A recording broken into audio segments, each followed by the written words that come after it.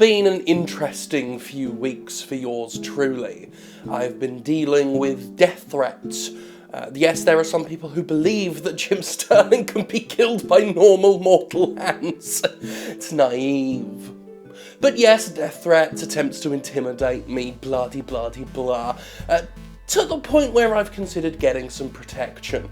Now, I could get a gun, but that just seems so uncivilized, which is why I'm grateful that the fine folks at Agreeable Agony have put together a Jimquisition-themed flogger, I guess is the word. Now, will this stop somebody with intent to kill me?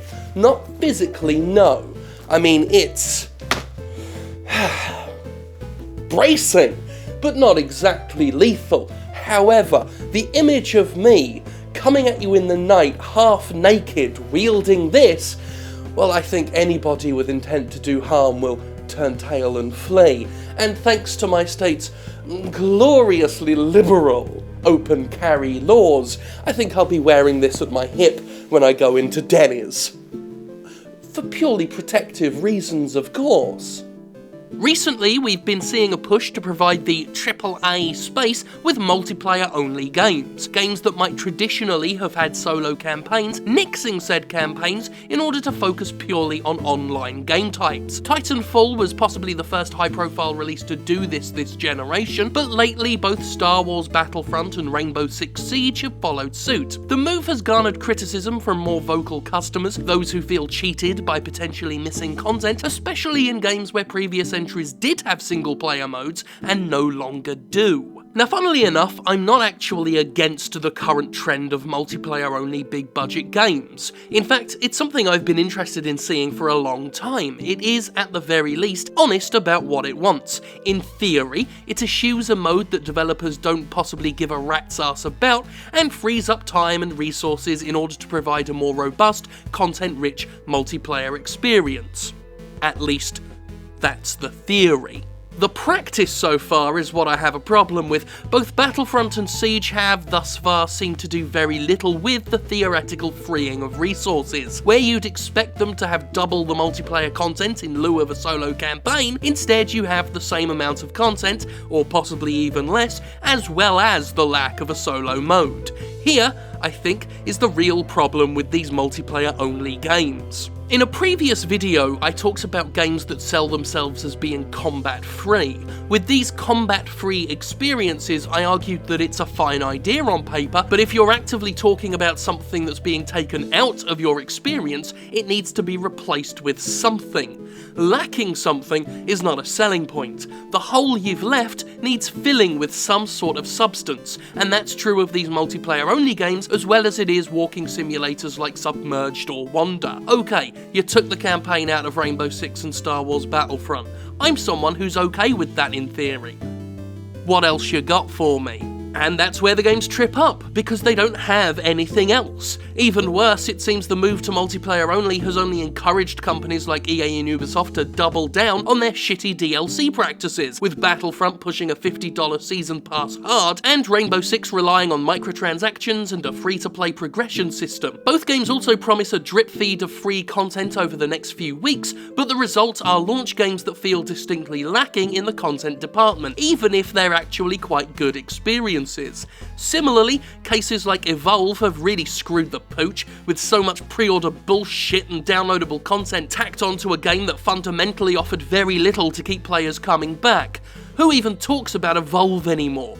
Or Titanfall for that matter. I'm not saying they're not being played, they most certainly still have active fan bases, but not the mainstream spotlight they could have had. Should have had, maybe. Shit, people still talk about Dark Souls a fucksight more than they do Titanfall and Evolve, because that game kept players grabbed. The recent crop of online-only games are in desperate need of that sort of magic, the staying power, the fan-created, mimetic, absorbing experience that story-led campaigns can provide. Without something there, the interest just ebbs away. There's also the problem of trust. EA and Ubisoft are not exactly companies we trust to keep these games running. At least with a single-player experience, you know you can keep playing it years after the fact. What happens when Battlefront and Siege aren't worth keeping online?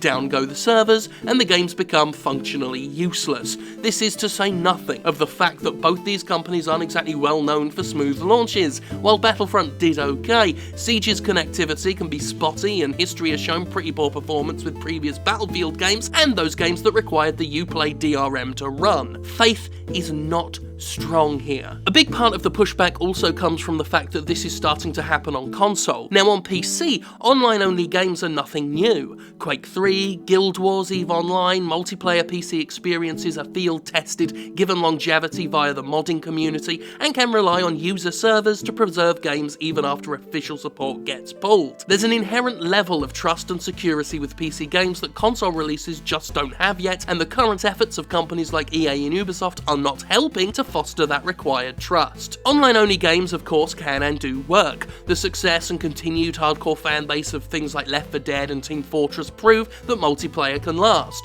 Splatoon may have had a solo mode, but its multiplayer has proven surprisingly lively thanks to its unique premise not getting old and Nintendo's proactive, rapid release of free content and events that are not gated by paywalls. I think the console market would actually benefit more from online-only games, surprising as it may be to hear me say that. A world where we can have single-player games without tacked-on multiplayer modes and multiplayer games without tacked-on story campaigns actually sounds like a pretty sweet deal to me. Not saying you can't have games with both, but more dedicated experiences on both fronts is something this industry would benefit from. But that's only if the companies making them put in the effort required to keep them worth playing.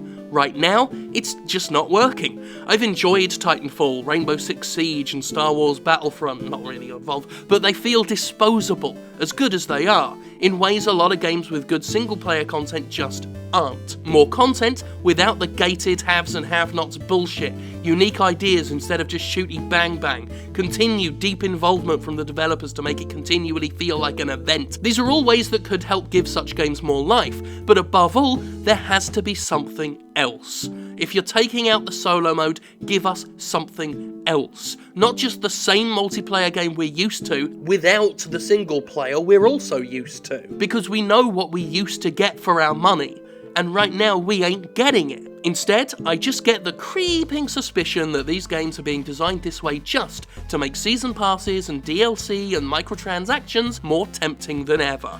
Well, I think that's it for this week. Yeah, good episode. Good episode. Hope you enjoyed it. Thank God for me. I'll see you next time. I really don't think there's anything else to talk about this week.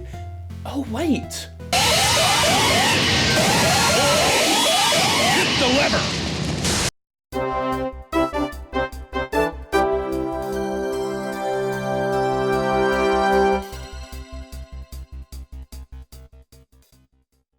Mr. Kojima had every intention of being with us tonight, but unfortunately he was informed by a lawyer representing Konami just recently that he would not be allowed to travel to tonight's awards ceremony to accept any awards.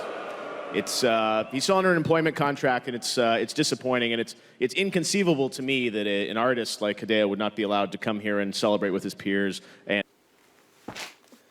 Can we hear that one more time? accept any awards. Oh, Konami. This news takes even me back as someone who has been covering them for many years and even instituted Fuck Konami News, all the news that's fit to make you say Fuck Konami. I just can't believe it. You know, Metal Gear Solid 5 wins Best Action Game at the Game Awards, and not that I care much about the Game Awards, I find it a giant tribute to corporations sucking each other off, but to not be allowed to accept an award for your own game, as Metal Gear Solid 5 wins Best Action Game, and Kojima isn't allowed by Konami's lawyers to go up and get it, is just wow. Now maybe Konami has some legal reason for doing this, but of course Konami being contemptuous of the general public, even as the general public is booing it. Oh, can I hear that again? accept any awards. Even as the general public is booing it, is just astounding. It's just wow. I've got to say, though, seeing the Twitch and YouTube and Twitter chats and all this and all social media exploding with the hashtag #FuckKonami, Fuck Konami, of course, being the phrase that the Jimquisition itself gave birth to, well, that makes me feel like a very proud mother. And I've got to say that, regardless of how industry Jeff Keighley may be, major respect to him for putting them on blast like he did. I mean, in a show that's all about cuddling up to companies and whatnot, I reckon that took some spine. And I respect Keighley greatly for that, for what it's worth. So that was awesome. But I'm just, again, glad that the world is seeing Konami, seeing what I saw years ago, to the point where an audience is now booing its name. And Konami, in its ivory tower, just lets it all glance off them because they don't give a fuck. I mean, this is all very gratifying for yours truly. But yeah, that's that. And I've got to say, the one thing that really interests me about this, regardless of whether or not Konami has any reasons, is their claim that Kojima hasn't left the company. He's just on holiday. Well, clearly he's not. Clearly he's not. You wouldn't have lawyers barring him from accepting awards for the game he made if he was just on his holidays, when it's clear he wanted to attend and people wanted him to attend.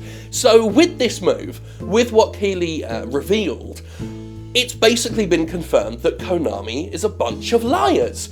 Konami actively, knowingly lied to the general public. You fucking liars! You big old liars! What are you going to do, send your lawyers after me for that? It's the truth. You fucking lied. Liars. Bunch of liars. Fuck Konami. Liars. Accept any awards. It's accept any awards. It's accept any awards. Accept any awards. Accept any awards. Accept any awards. Accept any awards. Accept any awards. Accept any awards. Accept any awards. Accept any awards. Accept any awards. Accept any awards. Accept